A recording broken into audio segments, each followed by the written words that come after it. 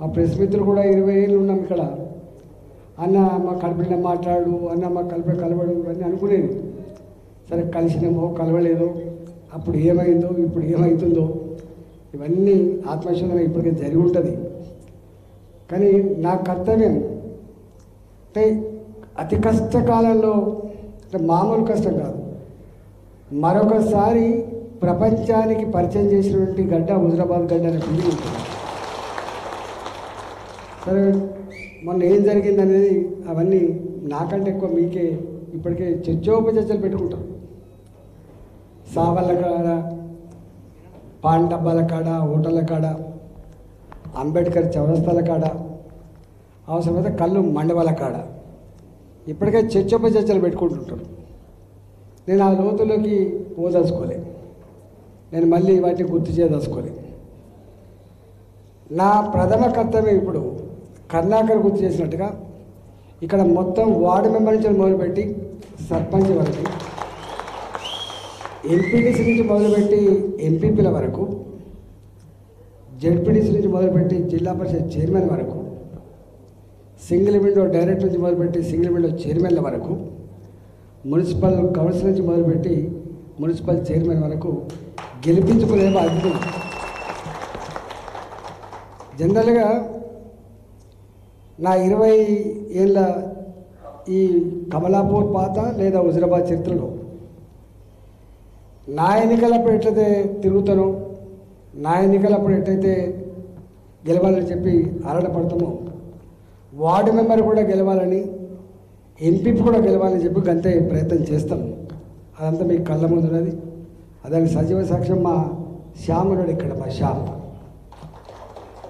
ఆయన కాకతీయ యూనివర్సిటీలో జేఏసీ విద్యార్థి నాయకుడిగా ఉన్నప్పుడు అరే కొత్త శక్తిని కూడా యాడ్ చేయాలని చెప్పి మేము నిలబెడతానికి రూపాయి లేదు, కానీ గొప్ప మెజార్టీతో గెలిపించుకునే చరిత్ర ఎగ్జాంపుల్ ఉన్నారు. ఎక్కడన్నా కొంత నామినేటెడ్ పదవులకు అవకాశం వచ్చినప్పుడు ఎవరు ఊహించని పద్ధతులలో చిన్నపిల్లలకు కూడా ఇచ్చినాం. మా దబ్బెట్రాజు అంటే ఆయన పాతాల పేరు ఉండో లేదో నాకు తెలియదు. ఇక్కడ ఆబాదిలో అశోక్ అని ఉంటాడు. మేము నామినేట్ చేస్తే ఈ పోరాగాళ్ళకి ఇచ్చిందని చెప్పి వదిలిపెట్టింది. దబ్బెట్రాజుకి ఇచ్చినప్పుడు నా మీద యుద్ధం ప్రకటించారు, కానీ దేనికి విరవలే. ఎందుకంటే అన్ని వర్గాలకు ఉండాలి, పిల్లలు కూడా తప్పకుండా ఎదగాలనేటువంటి కాన్సెప్ట్తో చేసిన. నేనేమంటున్నా, నాట్ పాసిబుల్ అనేది మన డిక్షనరీ లేదు, గుర్తుపెట్టుకో. ఇది సాధ్యం కాదనేది నా డిక్షనరీ అయితే ఇప్పటిదాకా లేదు. Everything is possible. ఏం జరిగిందో అదంతా మన మంచి కోసమే జరిగిందని చెప్పి ఒక్కోసారి అనుకోవాలి మనం. ఎట్లా రాసిపెట్టి ఉంది, లేకపోతే ఎట్లా జరగనుంది, అవన్నీ మీరు అప్పుడప్పుడు మాట్లాడుకుంటారు. నేను దాని జోలికి పోను. కానీ 100కు 100% ఇవాళ ఉన్న ఈ పరిస్థితులలో సంపూర్ణంగా ప్రజాక్షేత్రంలో ఎలిసిపోయిన పార్టీ కాంగ్రెస్ పార్టీ, గుర్తుపెట్టుకోండి.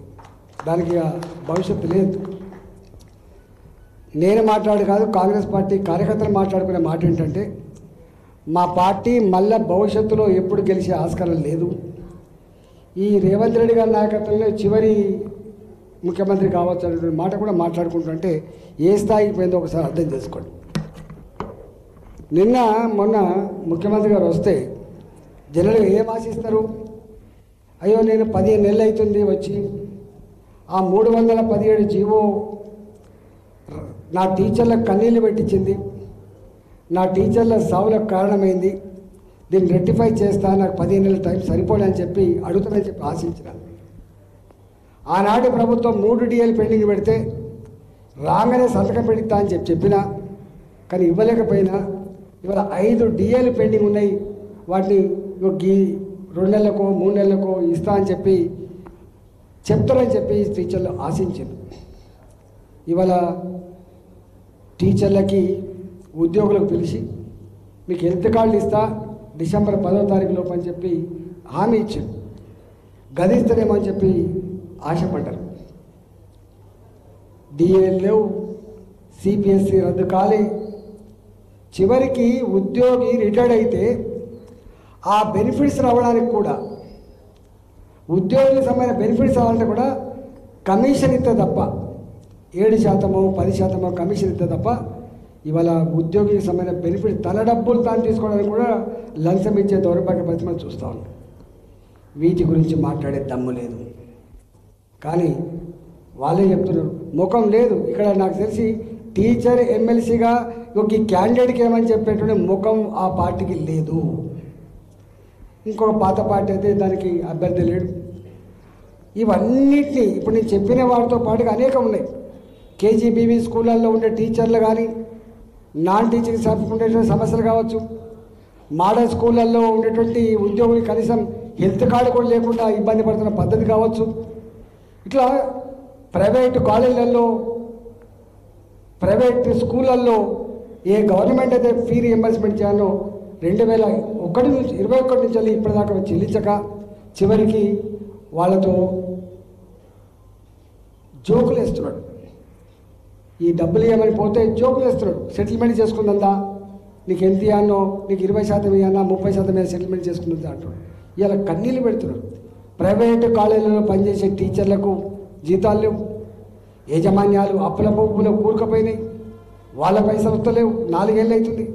అంటే ఒక్క మాటలో చెప్పాలంటే పేనం మీద నుంచి పొయ్యిల పడ్డామని చెప్పి ఇవాళ టీచర్లు కావచ్చు, ప్రైవేట్ కాలేజీలో పనిచేసే టీచర్లు కావచ్చు, యజమాన్యాలు కావచ్చు, ఇవాళ కన్నీళ్ళు పెడుతున్న పరిస్థితి చూస్తాం.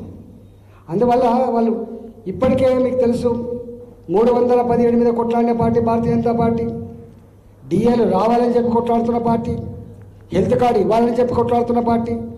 ఒక్క మాటలో చెప్పాలంటే ఎవరికి ముఖం లేదు. హైడ్రా మీద కొట్లాడినా, మూసి మీద కొట్లాడినా, 317 జీవో మీద కొట్లాడినా, లగిచర్ల భూముల పంచాయతీ మీద కొట్లాడినా, అసైన్మెంట్ భూముల గురించి కొట్లాడినా, సాంస్కృతిక సాంప్రదాయాల మీద కొట్లాడినా కూడా కొట్లాడగలిగేటువంటి ఏకైక పార్టీ భారతీయ జనతా పార్టీ అని చెప్పి ఇవాళ ప్రజలు భావిస్తారు. అందువల్ల టీచర్లు వాళ్ళు ప్రైవేట్లో పనిచేస్తున్నా, గవర్నమెంట్లో పనిచేస్తున్న వాళ్ళు టీచర్లు కాబట్టి చాలా వాళ్ళ విద్యలు సామాజిక స్పృహ ఉన్నవాళ్ళు కాబట్టి ఇవాళ రేపు ఈ ప్రభుత్వం మీద అంకుశంతో పోవాలంటే, ఈ ప్రభుత్వం మెడలు వంచాలంటే వంచగలిగేటువంటి ఏకైక పార్టీ భారతీయ జనతా పార్టీ. అవునా కాదా? టీచర్లు ఆత్మావలోకనం చేసుకోవాలని చెప్పి కోరుతున్నాను. నిరుద్యోగ సమస్య మీకు తెలిసి ఎలా ఎన్నెన్ని మాటలు చెప్పిండు. ఆ ప్రభుత్వం 4,000 రూపాయలు వృత్తి ఇస్తా అని చెప్పింది, మొండి చేయి చూపించింది, కళ్ళలో మట్టి కొట్టింది, ధనిక రాష్ట్రం అని చెప్పిండు, సంపద కుదలే అని చెప్పిండు. కాలే అంటే మాట ఇస్తే తప్పని వ్యక్తి, మడమ తిప్పని వ్యక్తి అని చెప్పుకునేటువంటి ఆనాటి ప్రభుత్వం పెద్ద అది ఇవ్వలేకపోయిండు. ఇవాళ 15 నెలలు అవుతుంది. ఇవాటి కూడా ఒక్క హామీ, ఒక్క ఆర్టీసీ బస్సులలో ఉచిత ప్రయాణం తప్ప ఏ ఒక్క హామీని కూడా సంపూర్ణంగా నెరవేర్చిన పాపాన పోలేదు.